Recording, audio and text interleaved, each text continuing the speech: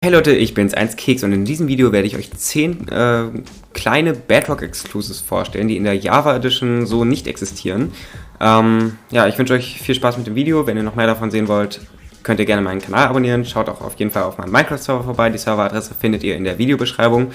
Ja, und dann wünsche ich euch viel Spaß mit dem Video. Los geht's. So, wir fangen direkt mit der ersten Sache an, und zwar das Drachenei. Das könnt ihr in der Bedrock Edition einfach im Kreativmodus bekommen. Im Kreativinventar. Hier, das Drachenei, könnt ihr im Kreativinventar bekommen, und das funktioniert in der Java Edition nicht. So, und zum Beweis bin ich jetzt nochmal hier in der Java Edition. Wenn ich jetzt hier ins Kreativinventar gebe und das Drachenei eingebe, kommt nichts. Ich kann es auch komplett ausschreiben. Es ist einfach nicht hier.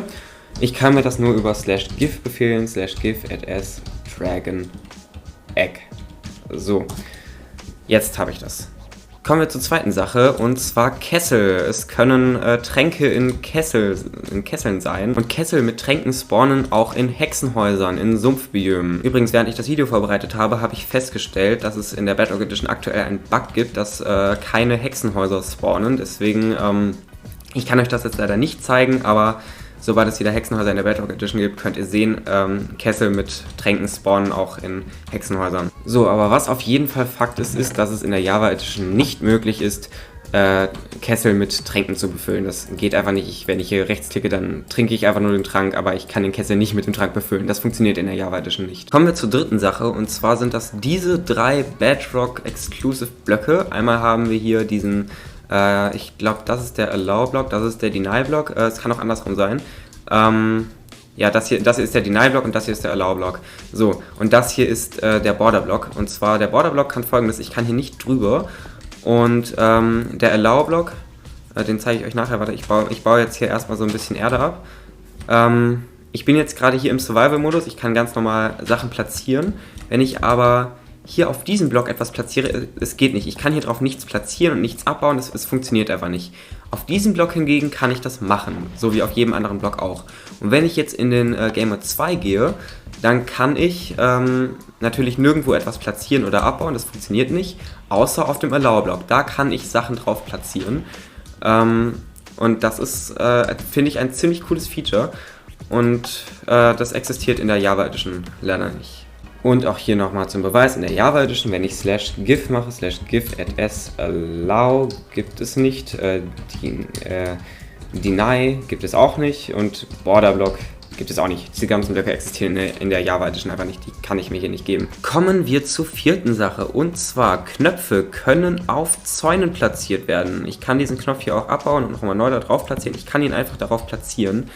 Das funktioniert in der Java Edition nicht. Zum Beweis auch nochmal hier in der Java Edition. Ich habe hier einen Zaun und hier habe ich einen Knopf, und wenn ich versuche, den Knopf auf dem Zaun zu platzieren, ich rechtsklicke und es passiert einfach nichts. Also ich kann ihn nicht darauf platzieren, ich kann ihn nur hier auf dem Boden platzieren, aber hier oben drauf kann ich den Knopf nicht platzieren. Nummer 5, Kuchen. Kuchen können in der Bedrock Edition bis zu 64 gestackt werden. Also auch wenn ich jetzt hier einen einzelnen Kuchen habe, kann ich immer noch welche da drauflegen, und ich kann die bis zu 64 Kuchen hochstacken.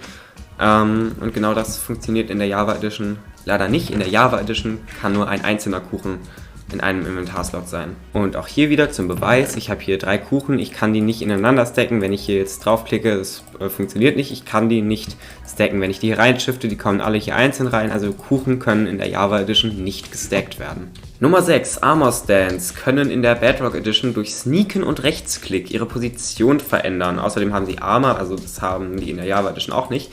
Aber wenn wir hier sneaken und rechtsklicken, können wir denen irgend so eine lustige Position zuteilen. Die können auch mit Redstone bepowert werden, und dann machen die das automatisch. Das ist ein sehr cooles Bedrock Exclusive. Und auch hier sehen wir wieder in der Java Edition, der Armor Stand hat keine Arme, und ich kann ihn nicht Shift rechtsklicken. Da passiert gar nichts, wenn ich da rechtsklicke. Der Armor Stand verändert seine Position einfach nicht. Nummer 7. Knochenmehl kann in der Bedrock Edition Farne, also so Farn spawnen. Also wenn ich hier ein bisschen, ja, hier seht ihr, hier ist schon so ein kleiner Farn. Ich glaube, es kann auch großen Farn spawnen. Ich muss noch mal ein bisschen platzieren, ein Knochenmehl. Okay, ich habe gerade nochmal nachgeschaut, es geht anscheinend nur darum, dass es überhaupt Farn platzieren kann. Also großer Farn funktioniert tatsächlich nicht, aber halt Farn an sich kann von Knochenmehl gespawnt werden, und genau das funktioniert in der Java Edition eben nicht. Und auch dafür bin ich nochmal hier in der Java Edition, und wenn ich hier mit Knochenmehl ein bisschen platziere, dann werden wir hier irgendwann feststellen, es ist kein einziger Farn dabei. Also wirklich nirgendwo Farn, kein einziger. Egal wie viel ich hiervon platziere, Farn wird hier niemals dabei sein. So, kommen wir zum nächsten Fakt. Und zwar Redstone bleibt auf Kolben, wenn dieser Kolben ausgefahren wird. Also wenn ich jetzt zum Beispiel so hier einen Kolben habe und auf diesem Kolben einen Redstone platziere und dieser Kolben jetzt ausgefahren wird, so hier, dann bleibt das Redstone auf dem Kolben drauf.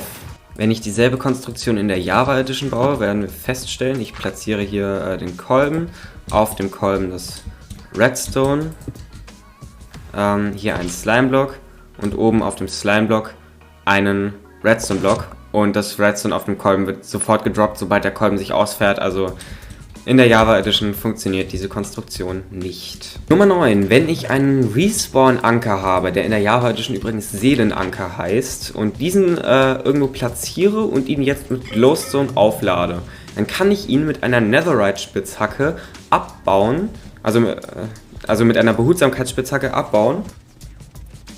Und dann bekomme ich auch wirklich den Respawn-Anker so wie er ist, also wirklich genauso aufgeladen.